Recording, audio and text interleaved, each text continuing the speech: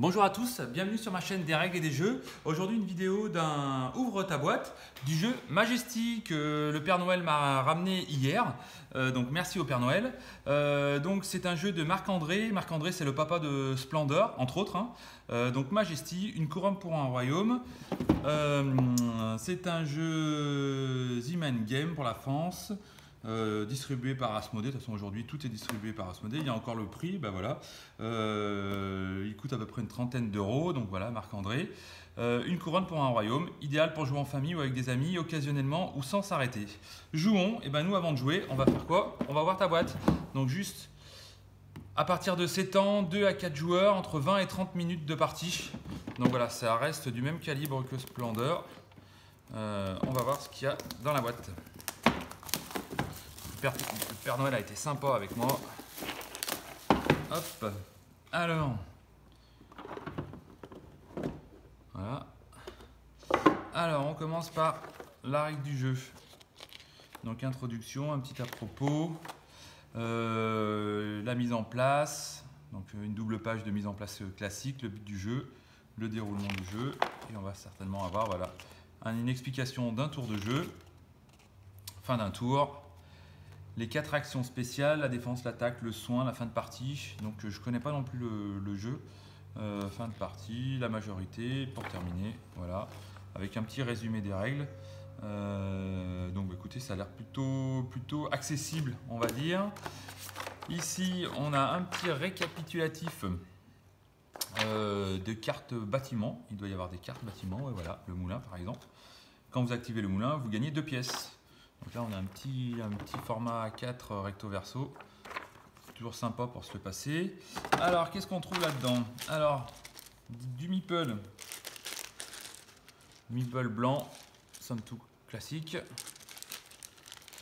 Des jetons. Alors ça va être des jetons pour la monnaie. Donc pas tout à fait la même qualité que dans Splendor, mais ça reste relativement correct. Ils sont un petit peu plus petits, mais il y en a beaucoup plus par contre. Voilà, donc il y en a des violets, c'est du 100, des bleus, c'est du 50. Le jaune pour 10 pièces, 2 pour les gris et 1 certainement voilà, pour les marrons. Alors, c'est un jeu avec des bâtiments et donc des cartes. Donc,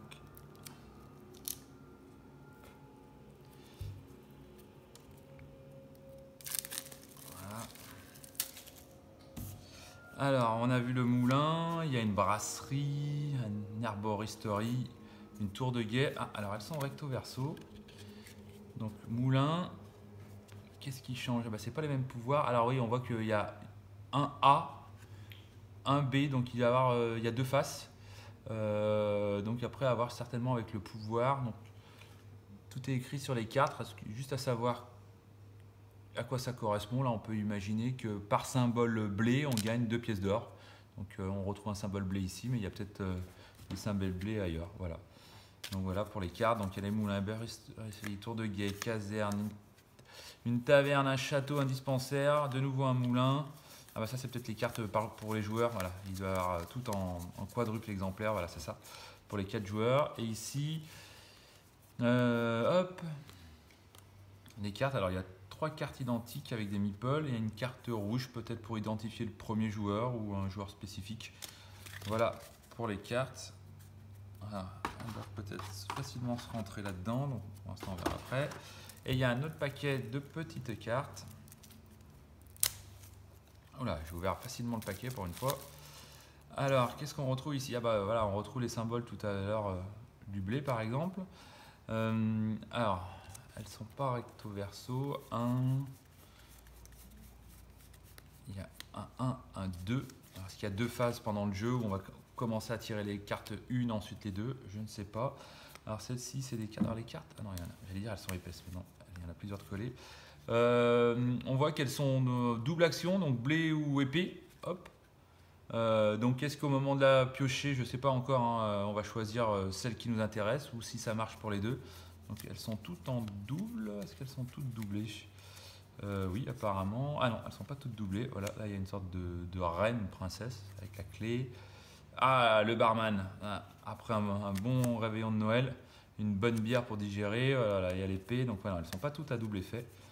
Donc, le brasseur de bière, la fabrique avec le blé, voilà, donc plusieurs types de cartes. Voilà, donc apparemment c'est un jeu de collection, justement. Et plus on imagine, plus on a peut-être de symboles, plus on gagnera de l'argent. Le but du jeu, ça va être peut-être d'être le plus riche à la fin de la partie. Voilà, on verra ça. J'espère pouvoir faire ma première partie aujourd'hui. Puis après, pourquoi pas vous faire une petite explication de règles. En tout cas, c'était un ouvre-ta-boîte du jeu Majesty, une couronne pour un royaume, un jeu de Marc-André. Et ben écoutez, à bientôt pour une prochaine vidéo. Salut, salut!